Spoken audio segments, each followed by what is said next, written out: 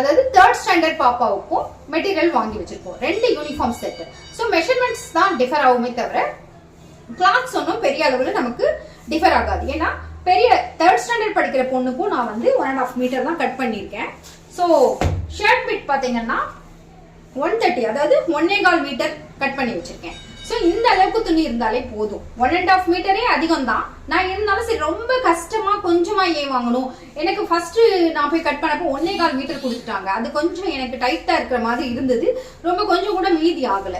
So அந்த situation நமக்கு வரக்கூடாதுன்றதால நான் 1.5 மீட்டரா கட் பண்ணிட்டு வந்துட்டேன். ஷாப்ல போய் நாம ஏஜ் சொல்லும்போது அவங்களா ஒரு மெட்டீரியல் வந்து அளவு கட் பண்ணுவாங்க.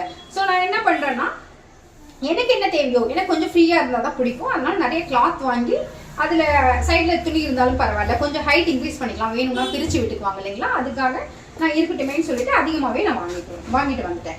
சரி, ஓகே. இப்போ நம்ம இதுல ஃபர்ஸ்ட் ஷர்ட் 2 ஷர்ட் ஸ்டிச் பண்ண போறேன். 2 பின்னஃபார்ம் டாப், அதாவது மேல ஒரு கவுன் மாதிரி வரும் இல்லைங்களா, ஃப்ளீட் பாக்ஸ் ஃப்ளீட்னு சொல்லுவாங்க. அது பட்ட பட்டையா ஃப்ளீட் வைக்கணும். பின்னஃபார்ம்னாலே நீங்க நார்மல் ஃப்ளீட்னா நைஃப் ஃப்ளீட்னு சொல்லுவாங்க. ஒன் சைடாவே நம்ம ஃப்ளீட் வச்சுட்டு வரோம் இல்லைங்களா, அது நைஃப் ஃப்ளீட்னு சொல்லுவாங்க. டபுள் சைடு இருக்கிற ஃபோல்டிங்ஸ் வந்து நம்ம பாக்ஸ் ஃப்ளீட்னு சொல்லுவோம். ஸோ அந்த வகையான ஒரு பின்னஃபார்ம் தான் நம்ம இப்போ ஸ்டிச் பண்ண போறோம். பின்னஃபார்ம்லேயே நிறைய டைப்ஸ் இருக்கு, ஒரு ஸ்கூல்ஸ்க்கு ஒரு மாடல் இருக்கு. ஸோ இது நார்மல் பின்னஃபார்ம், பானெக் வச்சுட்டு பேக்லையும் பானெக், பட்டனுக்கு வந்து நான் ஷாப்ல கொடுத்து பட்டன் போட்டுருவோம். ஹூக் வைக்கும்போது நமக்கு குழந்தைங்க சிரமப்படுங்க, அப்பப்போ ஓப்பன் ஆகிறதுக்கு சான்சஸ் இருக்கும். பட்டனா இருந்தால் அவங்களுக்கு ரிஸ்க் இருக்காது. ஸ்கூல் முடிஞ்சு ஈவினிங் வர வரைக்கும் அது உங்களுக்கு ஓப்பன் ஆகிற ப்ராப்ளம் இருக்காது. ஸோ இன்னைக்கு அளவுகள் நான் எடுத்து வச்சிருக்கேன். இப்போ ஃபர்ஸ்ட் நம்ம 3rd ஸ்டாண்டர்ட் பாப்பாவுக்கான அளவுகளை வச்சு நம்ம எப்படி கட் பண்றதுன்னு பார்க்கலாம் வாங்க.